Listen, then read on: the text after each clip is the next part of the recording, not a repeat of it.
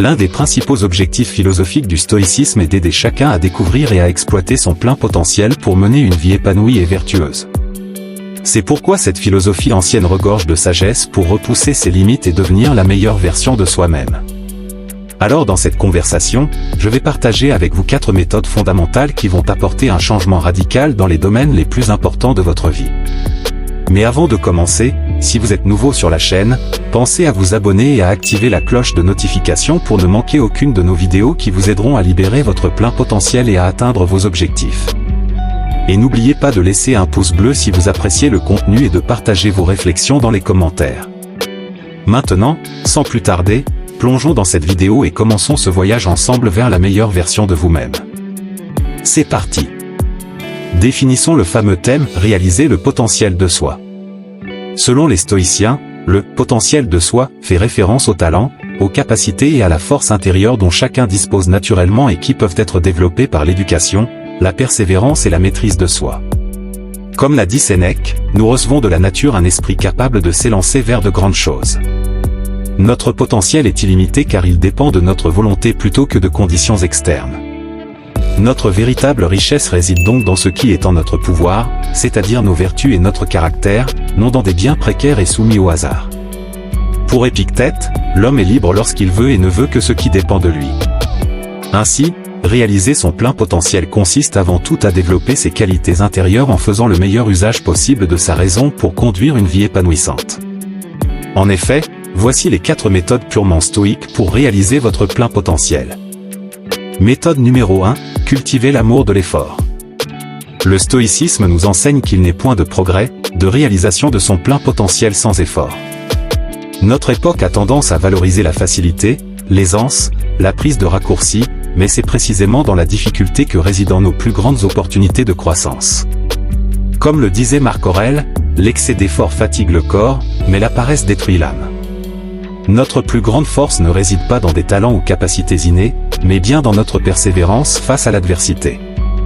C'est grâce aux efforts réguliers et soutenus que nous allons peu à peu développer nos qualités, dépasser nos limites, nous transcender. L'effort transforme ce qui nous paraissait impossible en réalisation concrète. Il est source d'apprentissage, vecteur d'amélioration. En poussant toujours plus loin, en résistant aux premiers assauts de la fatigue, on découvre des ressources insoupçonnées. Plutôt que de voir l'effort comme une punition ou une corvée, le stoïcien doit apprendre à l'aimer pour lui-même, à en faire une vertu. Car aimer l'effort, c'est aimer le progrès, c'est nourrir l'ambition saine de devenir meilleur chaque jour. C'est trouver sa fierté et sa joie dans le combat contre soi-même, dans la conquête progressive de territoires jusqu'alors inexplorés. En éprouvant le plaisir intrinsèque de l'effort soutenu, on se détache des contingences extérieures, on accède à une forme de liberté et d'autonomie. Cultiver l'amour de l'effort, ce n'est donc pas seulement endurer la souffrance physique ou psychologique, c'est avant tout aiguiser sa détermination, affirmer sa volonté de puissance sur soi. C'est en cela que réside l'accès à notre plein épanouissement, non pas dans l'évitement de la peine mais dans sa transformation alchimique en source intérieure de satisfaction.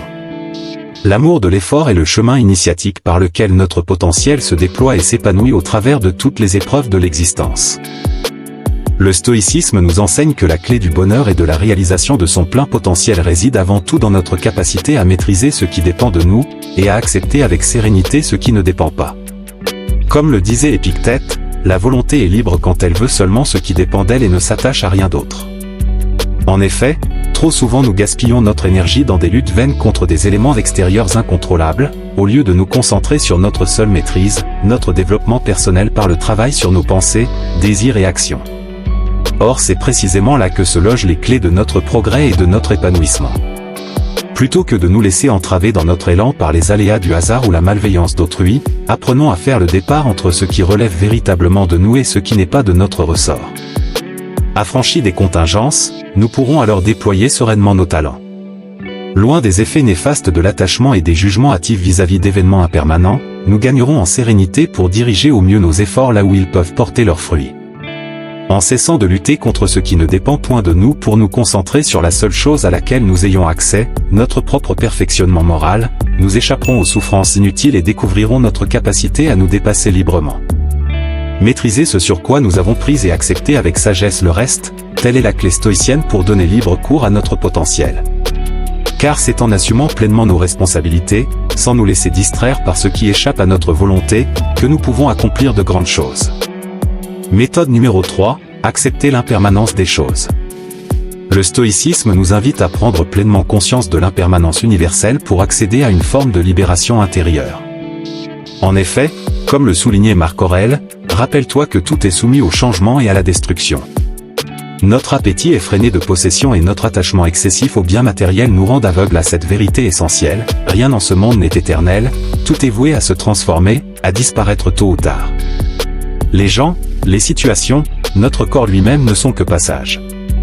Si nous nous arrêtions à cette évidence, notre rapport au monde s'en trouverait profondément modifié. Plutôt que de lutter désespérément contre la nature éphémère de toute chose, le stoïcien apprend à faire corps avec elle. Il comprend que la seule emprise possible est sur sa manière d'appréhender les vicissitudes inévitables de l'existence. En acceptant que rien de permanent ne lui appartienne vraiment, il s'affranchit de l'avarice et de la peur de la perte. Libéré de l'attachement aux apparences contingentes, il peut déployer pleinement son énergie là où elle est la plus utile, le développement de ses qualités immuables. Faire sienne la réalité de l'impermanence est ainsi la clé d'une sérénité intérieure inébranlable devant les soubresauts du monde. En se détachant de l'illusion de contrôle sur des éléments éphémères, on accède à une forme de paix qui défie les vicissitudes du destin. Affranchi de la peur de l'avenir, le sage peut alors diriger sereinement ses efforts vers ce qui fait sa dignité immanente, l'accomplissement de son plein potentiel. Méthode numéro 4. Le stoïcisme encourage à se fixer des buts à la fois exigeants mais réalistes. Le stoïcisme nous enseigne l'importance de définir des objectifs à sa portée, susceptibles de nourrir un progrès soutenable dans le temps. En effet, selon les maîtres de cette philosophie, la réussite ne réside pas tant dans l'ampleur démesurée de ses ambitions que dans la constance de ses efforts pour s'améliorer progressivement.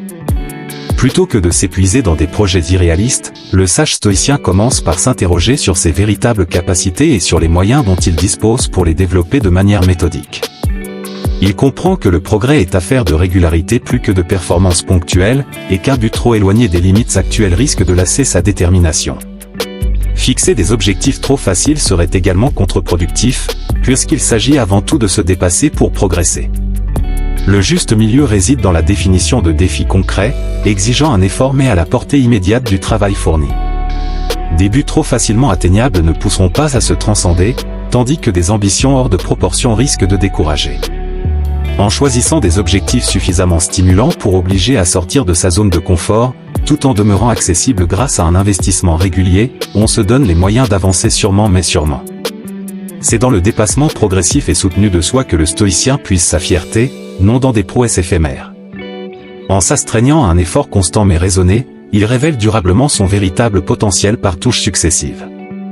Tel est le chemin stoïque de la réalisation de soi, un progrès lent mais continu, au fil de défis mesurés stimulant chaque jour un peu plus nos capacités naissantes.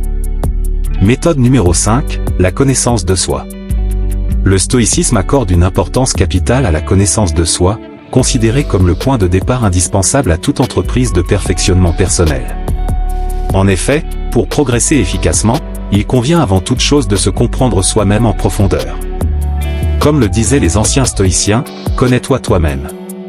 Seule une introspection poussée et une analyse lucide de nos forces comme de nos failles permettent d'orienter au mieux nos efforts. Il s'agit de saisir nos ressorts intimes, nos réactions conditionnées, nos pensées automatiques, afin d'objectiver nos patterns de pensée et de comportement. En objectivant nos biais et fonctionnements habituels, nous gagnons la distance nécessaire pour commencer à les déconstruire et à nous réinventer. La connaissance de soi exige du courage pour braver notre tendance naturelle à l'autosatisfaction illusoire, mais également de l'honnêteté envers nos imperfections. Elle implique de mettre en lumière aussi bien nos qualités insoupçonnées que nos zones d'ombre et défauts les mieux enfouis. Un tel examen de conscience implacable mais bienveillant constitue le terreau de tout développement. En cultivant une acceptation apaisée de ce que nous sommes véritablement, en apprenant à voir clair en nous au-delà des masques que nous nous donnons, nous gagnons en auto-guérison et en autodétermination.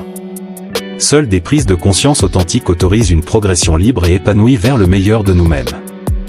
La connaissance de soi est ainsi le point de départ du voyage initiatique stoïcien vers la réalisation pleine et entière de notre potentiel propre. En suivant ces enseignements, chacun peut prendre conscience de sa véritable nature profonde et révéler sa grandeur intérieure par un entraînement constant à la sagesse pratique et à la maîtrise de soi. Le potentiel n'est jamais limité que par notre seule volonté de progresser chaque jour. On peut donc conclure que le stoïcisme propose un cadre éprouvé pour comprendre et exploiter au maximum ses capacités par un travail philosophique quotidien visant l'épanouissement de soi.